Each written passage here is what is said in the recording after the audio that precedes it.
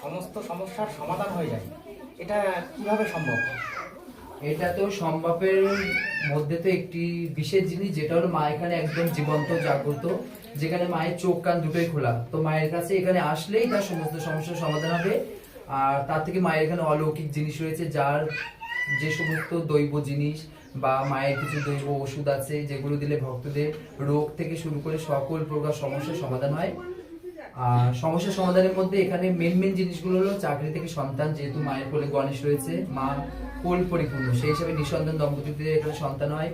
তারপরে বিভিন্ন প্রকার রোগ, সেটা ক্যান্সার থেকে শুরু করে যে কোনো রোগ হোক, টিউমার, থাইরয়েড, আলসার, সিস্ট, যে কোনো রোগ, গ্যাসের প্রবলেম, এগুলো তো ন্যাচারাল। তারপরে মায়ের স্বপ্নাধিকারী ব্যথার ওষুধ রয়েছে, বশীকরণ, বিচ্ছেদকরণ সহ সমস্ত প্রবলেম, মামলা, মোকদ্দমা, শত্রুদমা, সকল সমস্যার সমাধান হয় এর মধ্যে।